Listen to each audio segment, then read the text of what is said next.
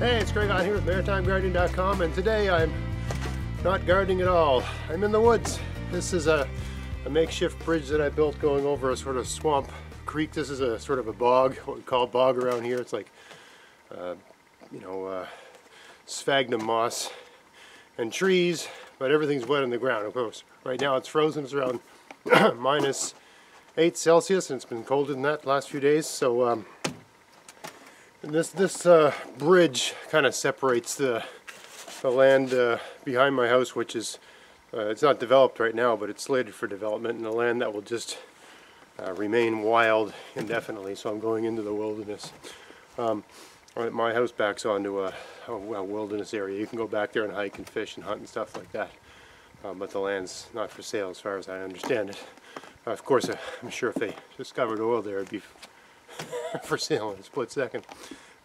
Anyway, today I'm going out. There's a lake back there. There's lots of lakes back there, but there's one particular lake, and I've decided to build a very rudimentary camp there. And by camp, I just mean a place to have a campfire and to sleep in a sleeping bag and get out of the weather. No, I'm not building a house or a cottage or anything like that. I'm erecting a shelter, like you might see in various survival manuals. In fact, I'm following the instructions of Canadian wilderness instructor Morris Kochanski. YouTube this guy's videos. He's just the most, for this part of the world, it's sort of cold north. I find his instruction to be second to none. Very practical, down to earth. He's not out there brandishing giant knives and trying to kill a pig for a one-night stay in the woods. It's very practical sort of stuff. Anyway, maybe more on that later.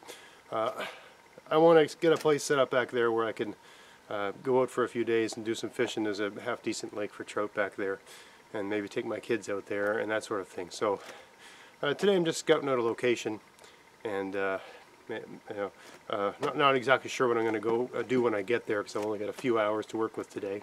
But anyway, this is the beginning of the hike, and I'll show you a few things as we go along here. But hopefully I can at least choose a location today. That's step one. Alright, stay with me. Yeah, just as I'm picking my way out here, I've got a bit of a trail that I've sort of improved along. And there's nothing you can take an ATV down. You just get a couple branches out of the way to find your way through, and it's basically like a deer trail. Anyway, I'm picking some things off my list that I've mentioned to people. Talked about how there's big rocks sticking out of the place. Again, in the woods, there's just giant rocks everywhere. So here's one.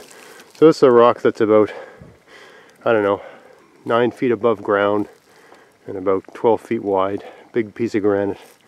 Right? And we have, there's bigger ones than this, but we have this. And just for people that are unfamiliar with the terrain and the geology here and the geography here, you got things like this all over the place. Generally speaking, not everywhere, but certainly in the coastal areas, like where I live or near the club, about 10-15 minute drive from the ocean here. The ground is usually covered in moss, and there's big rocks everywhere, and there's spruce trees everywhere. And it's very thick in the woods. You really can't see that far, right? You can only see, in terms of what's on the ground, there could be 100 men within 50 yards of me. They could all be hiding. I wouldn't see them. So yeah, we got like lots of rocks. Right, there's another one sticking on the ground there. Tends to be a lot of porcupines here because they den up under the rocks in the winter. Right. Anyway, just lots of rocks everywhere, and a lot of dead trees. If you look up here, right, most of these trees are dead. That just happens. It's just not, I guess, ideal terrain for trees. So they get a certain height, maybe 40 feet high, and they just die. So there's always trees around, and the trees I'm going to use for my shelter today. I'm going to try to find a spot that's like this. Isn't good because it's nowhere near any lake, but a place with all kinds of dead trees just ready to be used. Hopefully lots laying on the ground that I can use without much work. Right. Here's a pretty spot that I like. So now I've come out of the tree cover and moved into this brushy area. All this brush is different. There's like, all kinds of different things growing here. It's not just one thing. But, it's about chest high, neck high to wade through. So This looks like a field with stuff up to your knees, but it's actually up to your neck or in your face. So if you went through this with shorts and t-shirt, there'd be, by the time you get to the tree line at the bottom, there'd be nothing left of you. And it's kind of scratchy. I mean, there's some trails through here. There's one right here, I don't know if you can tell that, but that's like a deer trail. All this land used to be caribou, moose, and wolves over 100 years ago. And then now it's there's a handful of moose left. There's no caribou, there's no wolves. There's deer and coyotes instead of wolves and caribou. Far less novel, but anyway, that's what we got. So anyway, so here we got this kind of flat, non-tree area, and I'm on top of a hill here. Like I'm on a slope, and look what's at the top of the hill. Almost a perfectly square granite stone, sitting on top of what looks like a concrete floor, but it's just another larger granite stone sticking out of the ground. Right, but just to give you a sense of the kind of moisture that's in the air, it's not a dry place here. Even you can go weeks without rain sometimes in the summer, but I mean this stuff here growing on this rock, this is lichen. It's a kind of a fungus, like a mushroom, I guess, and it just grows here like this, and it looks dead, but it's alive. It even feels dead. It's all dry and crunchy. But we get a good rain, this stuff will go really soft, like a certain kind of mushrooms. There's some more rocks over there. Right, there's just things like this sticking out of the ground all over the place that seem to have no business being where they are. I'm assuming, like, look at that one. Looks like someone just set it there. So I'm assuming this was all created by a glacier a long time ago. So this is the head of the lake on which I intend to pitch a camp somewhere. It's not a big lake, it's quite small actually, but there's trout in it. It's not even that deep. Most of the lake, it's like 5 feet deep, but you know, there's a lot of lakes like that around here. They're just tiny lakes, and there's a so there's a river flowing into it here, and at the far end there's a beaver dam and a river flowing out of it that goes into another lake, that goes into another lake, and so on and so on and so forth, all the way to the Atlantic Ocean. So because of all those different rivers, even though you might not have a particularly good lake, and maybe trout might not even overwinter in it, or a lot of them, the trout move from lake to lake, and they forage, and there's all kinds of different things going on, so you never know what you're going to get. Anyway, it's a very pretty spot, and I can't really get much closer to the edge without, there's a couple of places I know that are safe to get in, but as you can see, I'm kind of surrounded by water. I don't really know how deep that is, and my boots only go up to my shins. All this grass in front of me is this sort of stuff, this ice stuff. So, and it's usually quite wet. And I've seen this lake increase and decrease in height, the height of the water, by a range of 4 feet over the years. That's mostly beavers just doing their thing and trying to raise the basically, as they say, bring the shore to the forest. People are uncertain what I mean by that. It's beavers eat the bark off of trees, and they don't like to be on land. They like to be in the water where it's safe. And so if they have to get from the water to the land, and there's a long trip from the water to the land, they'll dam up the lake to raise the water level to bring the water to the land. That's just kind of what they do to a certain extent. I mean, there's other reasons they dam it to manage the level of the height of the water in their lodges for the winter. But anyway, this isn't a video on beavers. I'm just getting off on a sidetrack here. Beautiful spot, trout, beavers, pretty nice. And look, another rock, and way over there there's another rock, and right there there's a big square rock. Got nobody's business being there, but it's there. Big piece of granite. I'd say it's probably from here 7 feet high and 12 feet wide, just sitting there, minding its business. I'll zoom in a bit here. Yeah, big old rock. How'd that get there? It's day 2 of the great quest for the fishing camp site, the winter quest, and it's literally the day after the video I shot yesterday, and you can see we've had some snow. The snow started when I was wrapping that video up, and we basically had a full snowstorm. I think within about 2 hours of me wrapping that video up, we had enough snow for my kids to get the sleds out and go sledding in the backyard. So just to give you a sense of how much snow we got. And now it's half melted already. You can see this this river, or not river, creek. This is, you know, we have a lot of creeks like this in bogs in this province where they look like nothing, but they can be 6 feet deep, even though they might be 3 feet wide and 6 feet deep, that sort of thing. And I got this little makeshift sort of bridge thing that I threw across here just with dead trees. Oh man, must have been 2013 I built this. It's 2018 now. 5 years, dead trees, and still bears my weight. It's kind of interesting. I'm amazed at how well dead wood will last sometimes, and other times it'll just turn into nothing.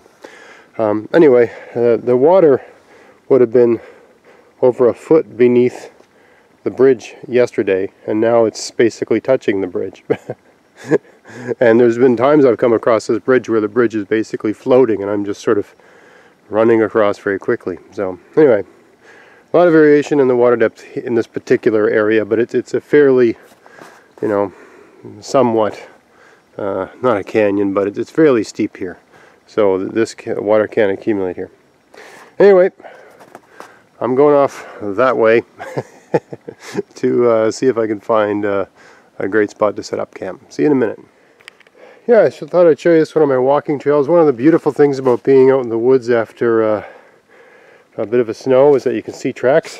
So these are coyote tracks. They've melted out a little bit, so they're not absolutely fresh. They're much rounder than they should be. You can see the tiny points in the front there.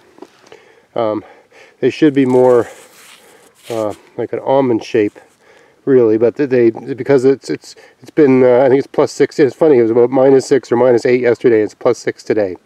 I don't know when this coyote came along here, probably very early in the morning after the snow stopped, but they've rounded out somewhat. Anyway, that's definitely a coyote track. There's a better representation here. Probably no sun was on this one. See how it's more oval shape, almost like a spade, with the two claws in the front. Unlike the wildcat, they can't retract. Anyway, for anyone that spends a lot of time in the woods, they know this is nothing new, but I just thought, for the sake of viewers that are you know, interested but not that experienced in this sort of thing, it's always neat to see a good-sized predator using your trails.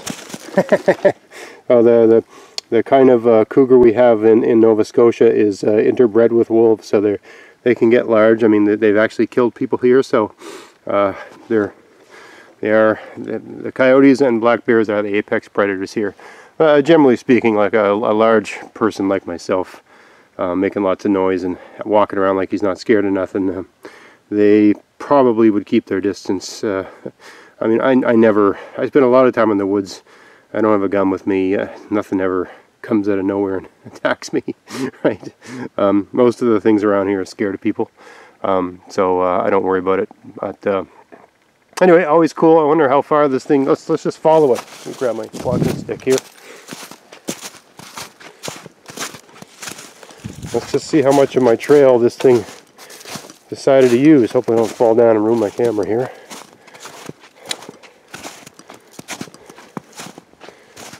So we're still on the tracks, and he's still following my trail. He or she.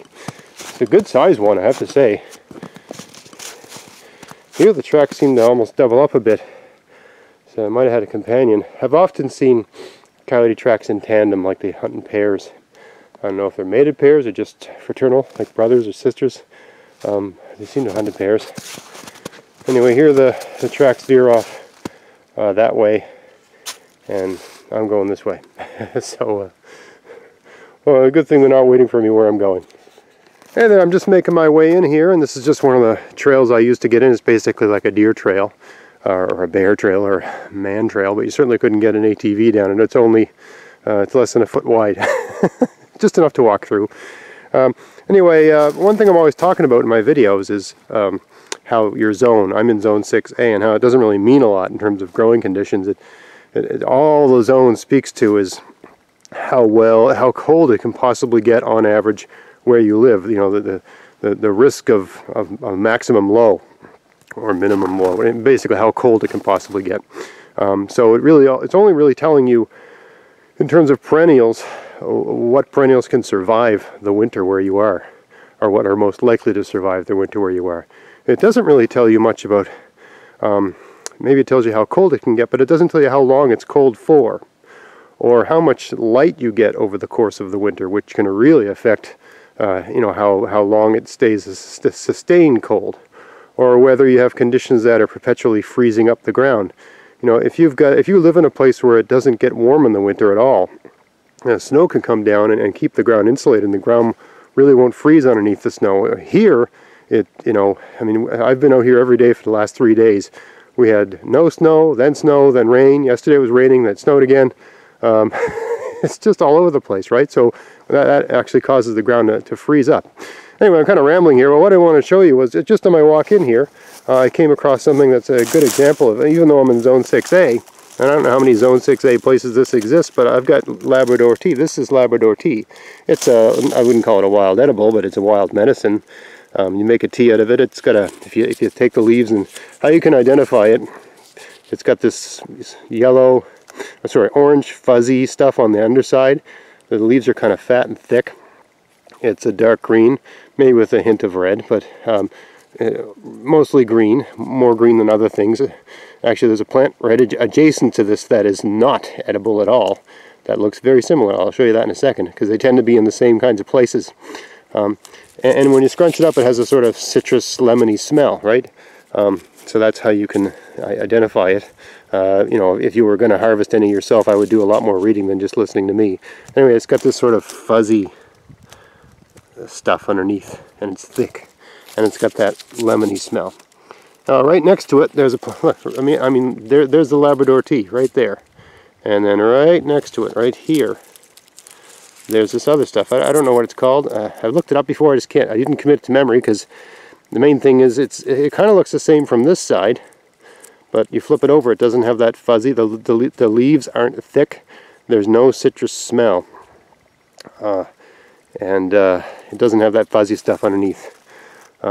Also, Labrador tea branches don't tend to break when you bend them, or I mean they break, but they sort of bend, whereas this poisony stuff, it tends to break almost like it's like a dry and brittle plant. It breaks, even though it's alive, it breaks like it's a dead plant.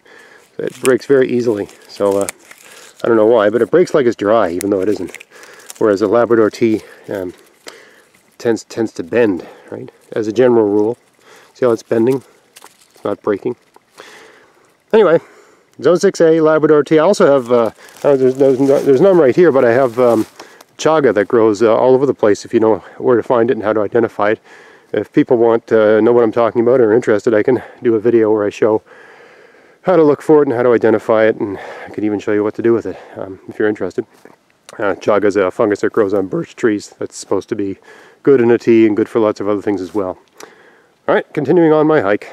Alright, so after much consternation and iterations and contemplation, I have arrived at this spot here. There's a space here that's relatively flat, nice soft carpet, and I'd say it's about 12 by 12, roughly square. And that's just enough area to get around, and I think it's just right for what I'm trying to do here. I don't have the ideal configuration of trees here, but there's a solution to that. And I really don't have a convenient store of firewood handy here. There's lots of trees, but they're all alive. None of them are dead.